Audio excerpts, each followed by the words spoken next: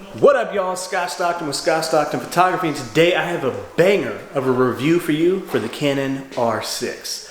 But my office is bare bones. I just moved in here, so we can't do the review in here yet. So I'm going to take you somewhere hotter, somewhere that serves glizzies. JJ's Red Hots in Charlotte.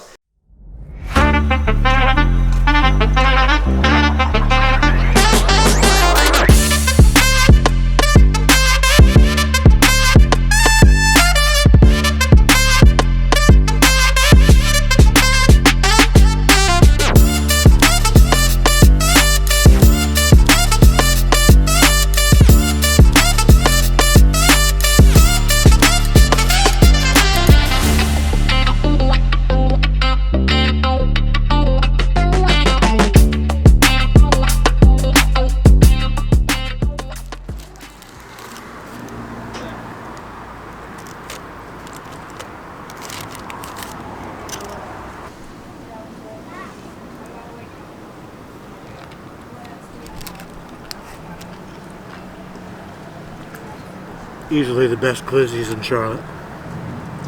High quality glizzies. Call it HQG. Alright everybody, what's going on? Just like I said in the intro, it's your man Scott Stockton, and today I'm going to talk to you about this bad boy right here. Right here we have the Canon R6. I used to shoot Sony. I switched to Canon based off the back of the quality of this bad boy right here. Okay, so I wanted to give you guys a review. So that encompasses kind of everything about the camera, from the physical specs of it, the body. Obviously we got to go over the sensor, the image quality, video quality, all these things, and we'll start with the body. Like I said, when I switched over from Sony, I always felt like that the Sony bodies were a little too fragile. They felt kind of like, I want to say a toy, but a toy might be disrespectful to like Sony fanboys and Sony in general. But it just felt like it could break easily. It didn't feel like it was weather sealed. It felt like at any moment some kind of water could get in some kind of way, which maybe it can't, and you know, I might get ripped for that in the comments, and that's fine. But this body here, it feels more rugged. It's a lot less metal and plasticky kind of bits. It's a lot like this chunky grip here. Got some rubber on it. This bad boy can survive a lot more kind of bangs and wear and tear than I think the Sony bodies that I had could. And as a wedding photographer, I have these cameras, two at all times on my holdfast strap right on the sides. So there's a lot of tight spaces in wedding venues and things like that. And sometimes the cameras can bang into things. So that made me confident and feel a lot more comfortable with these cameras on my sides than Sony's did. So that goes into part of why I switched, but that's not the main reason. Another thing I want to talk about with this guy right here is the size of him. He's not that big, so you're a lot less maybe intrusive if you're getting close with some wedding couples and shooting tighter shots, maybe macros, or getting close during hair and makeup and things like that. So that helps, but it's also easy on the video aspect. It's really easy for vlogging. You could hold it out just like this and have the mic on and be walking around and get your vlog going on.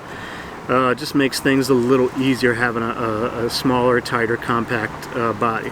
Now I'm filming on the R5. I know the R5 and the R6 have very similar grips, but the R5, I feel like the grip is just a little bit beefier. Everything about the body just seems to be a pinch bigger than the R6. So the R6 for me makes the perfect wedding photographer's lens, as well as a vlogger, somebody who's out trying to make content, or maybe you're a wedding photographer like I am and you're trying to make content. The R6 is the perfect size. This thing paired with like the 24 lens here, or the 16, which I'm filming on right now, is a very small lens. You could have a very small setup to do amazing photo and video, all in one little package in the R6. Now the main reason why I switched over to the R6 from my Sony cameras, and just into Canon's ecosystem in general, is the color science. I felt, and people might come for me, and that's okay, you can come. I always felt that the raw files on Sony cameras, and I shot with the A7R3 and the A9, I always felt like they were a little trickier to edit. I felt like the colors were a little harder for me to adjust in post. I shot a wedding in St. Augustine, Florida, and my second photographer had the R6, and he gave me his raw files when he left. I had my A9 and my A7R3, and I found his raw files a lot easier to edit. Everything was a lot easier to adjust when it came to colors. it made my post-processing workflow go by a lot smoother. Just made everything easier. Before I shot Sony, I shot Nikon, and I felt like those raw files were even better than Sony's. But I ultimately went to Sony because of the autofocus. The autofocus performance at that time was better than anybody's. But another reason why I went with the R6 is because of this autofocus performance. A lot of camera reviewers out there and photographers have all been kind of marveling at Canon's autofocus. And Nikon's still like trailing in third, Nikon and Fuji to me. But the R6, the R5, the R3, obviously, the autofocus on these bad boys to a lot of people has not only caught Sony, but is actually just a pinch better. But for me, if you can just match Sony and give me better raw files and colors, I'm rocking with you. For me also, I think that the R6 has an amazing touch screen. I love the way it flips.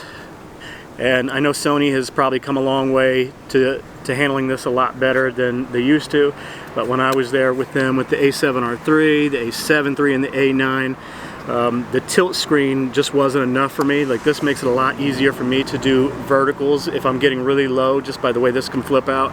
Obviously, it makes things better if you're getting your vlog on and you can see yourself for a change, and not just rely and hope that the autofocus was picking up your eyes. So for me, the R6, the screen, I'm loving that. We went over the body, really loving the body, feeling rough and tough, feeling like I can knock this thing around.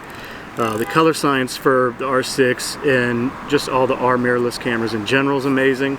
Touched on that, it makes post-processing way easier. I feel like the IBIS on this thing is probably the best IBIS I've used. Like I said, I use it for a lot of vlogging, and I'll hold it out like this and just hand walk without using filters and anything like that. And for me, the footage comes out really smooth. I have to credit that to the IBIS as well as the in-lens stabilizers, obviously if you're not using third-party lenses. I like the feels and the control of this. Everything just feels a lot more tacky, more sticky.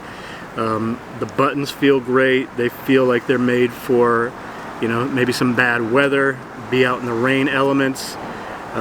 Just the feel of it and the overall feel, the user experience of using the R6, I really, really love.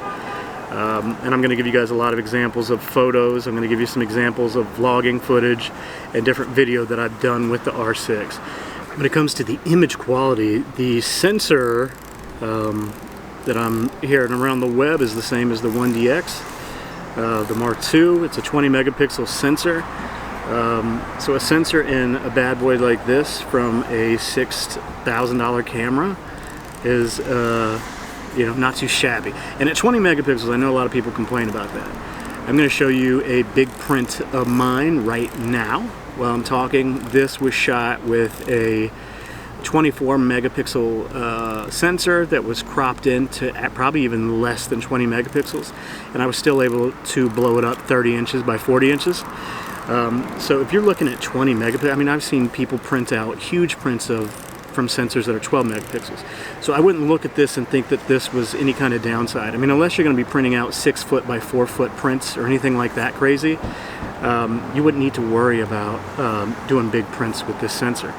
A positive to that 20 megapixel sensor is because it's less megapixels, you're going to get probably better performance in low light. I've used this in a lot of dark places. Wedding venues have really nice places, but they also have some really dark areas that you still have to navigate around and shoot through. And I've raised this ISO up 10,000 ISO, even beyond, and I don't really see much grain at all, especially after post-processing in Lightroom by raising your luminance. The image quality is amazing on this.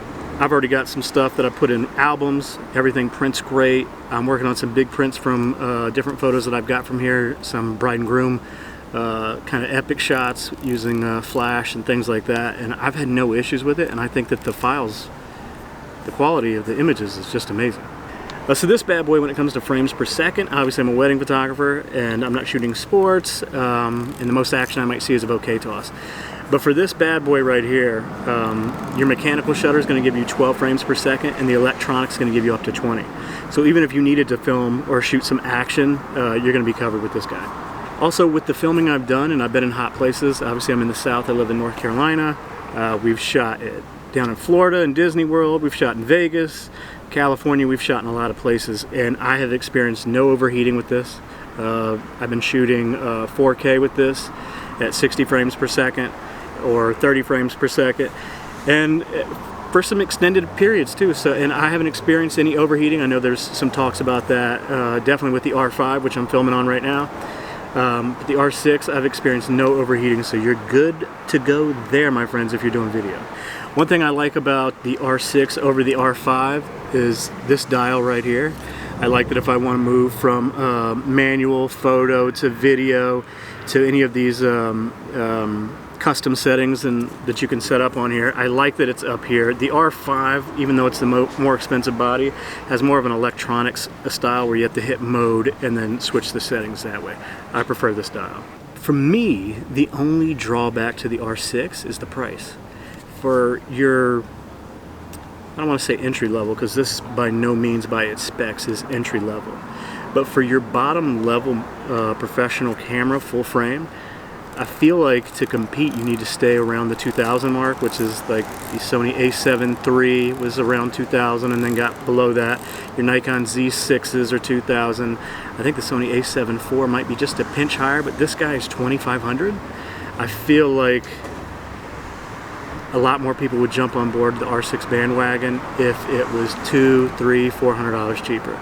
That being said, I'm still happy with the purchase. I still love this camera. This is, to date, my #1 photography, wedding photography camera, and my #1 vlogging camera. Obviously, if I'm doing higher end video, I'm going with the R5, but this, to me, is the best camera of 2021, 2022, and probably not 2023, because I know more cameras are coming out, but this is a must-buy, guys. If you're into weddings, portraits, video, photos, if you don't get the R6, you're playing yourself.